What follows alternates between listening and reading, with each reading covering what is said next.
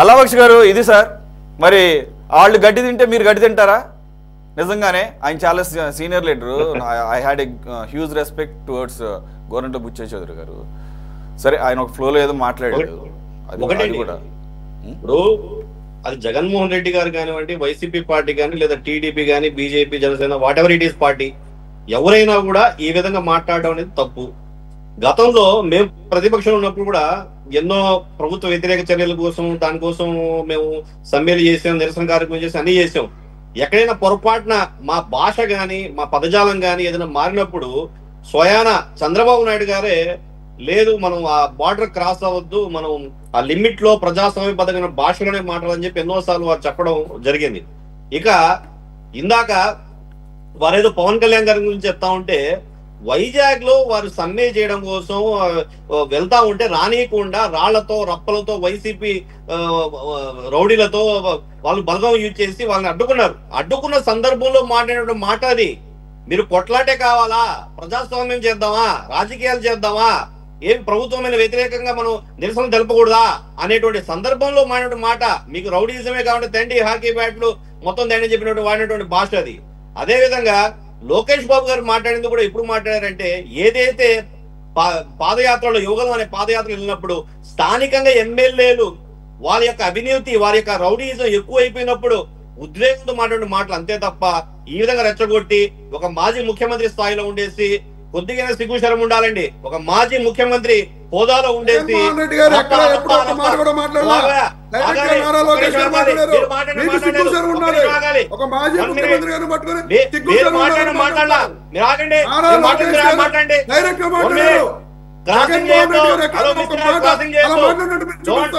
Don't make class words. మీరు మాట్లాడండి, నేను మాట్లాడలా, క్రాసింగ్ చేయాల. వినండి, వినిన అరే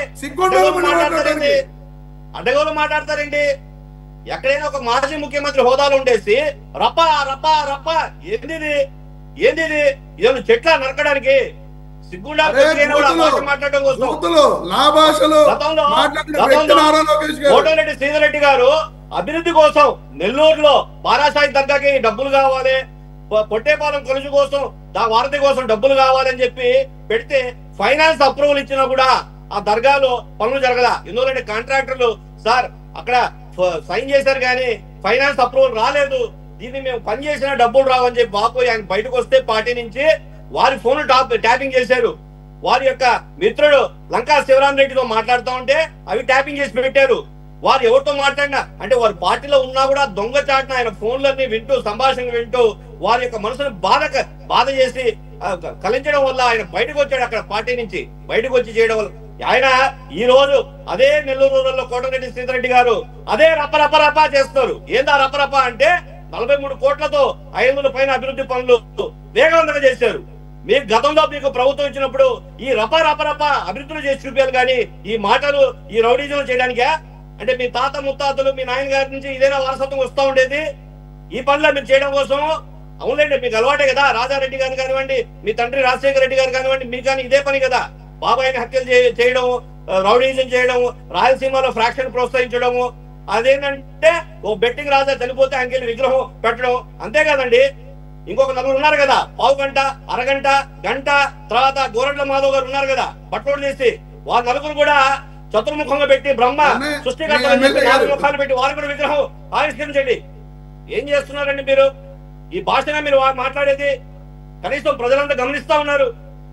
కొంచెం మాట్లాడేటప్పుడు ఒక హోదాలో ఉన్నటువంటి వ్యక్తి, ముఖ్యమంత్రి ఉన్నటువంటి వ్యక్తి మాట్లాడే భాష కనీసం వాళ్ళు చేసినప్పుడు అది ఏదో అయిపోయింది, అది వాళ్ళు ఏదో కార్యకర్తలు చేశారు, అది పెద్ద దాన్ని ఇష్యూ చేయాల్సిన అవసరం అని చెప్పి చెప్పుకోవాల్సింది పోయి ఒక పార్టీ లీడర్ గా ఉండేసి వైసీపీ పార్టీ హోదాలో ఉండేసి వారు ఈ విధంగా మాట్లాడడం సమంజసం కాదు, ఇది కరెక్ట్ కాదు, సబబు కాదు.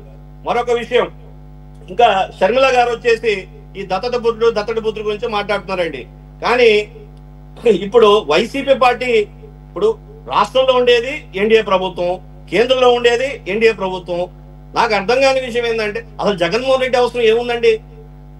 ఏం అవసరం? పోనీ ఇలా కోటేశ్వరరావు గారు చెప్పినట్టు పార్టీ బి అనో ప్లాన్ బి అనో అనుకున్నా కూడా మరి ఇంకా మీకు అవసరం లేదో పైన బీజేపీకి అవసరం. ఒక్క నిమిషం అండి. ఇప్పుడు వైసీపీ పార్టీకి ఉండేది 11 సీట్లు, ఎమ్మెల్యే సీట్లు. తర్వాత 4 లోక్సభ ఉన్నాయి, 7 రాజ్యసభ ఉన్నాయి. అక్కడ ఎన్డీఏ ఏదైతే కేంద్రంలో ఉందో 129 సీట్లతో మ్యాండేట్ ఉంది. రాజ్యసభలో కూడా 116 అదర్స్ లో ఉంది. ఆ 116 7 ఉన్నాయి. ఇప్పుడు ఇక్కడ వైసీపీ ఏం లాలూచి చేసి, ఏం గ్యాంబ్లింగ్ చేసి, ఏం లాబింగ్ చేయాలంటే కేంద్రంతో లేదా బీజేపీ పార్టీతో కానీ ఎన్డీఏ కూటమితో కానీ వీరు అవసరం లేదు.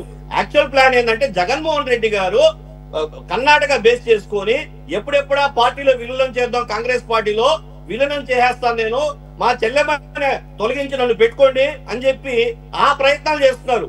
ఆ ప్రయత్నాలు అడ్డకట్టుగా ఇక్కడ చెల్లమ్మ లేదు ఆయన రాకూడదని చెప్పి, కాంగ్రెస్ లో విలీనం చేయకూడదని చెప్పి ఈ చెల్లెమ్మ అడ్డుకుంటూ ఆ బీజేపీ దత్తపుత్రుడని చెప్పి ఈమె స్పీడ్ బ్రేకర్లు, ఆ టోల్ గేట్లు వేస్తా ఉంది. అంతే తప్ప వారు ఏమి బీజేపీ పార్టీకి లేదా ఇండియా కూటమి దత్తపుత్రుడు కాదు, ఇంకోటి ఏం కాదు. మరి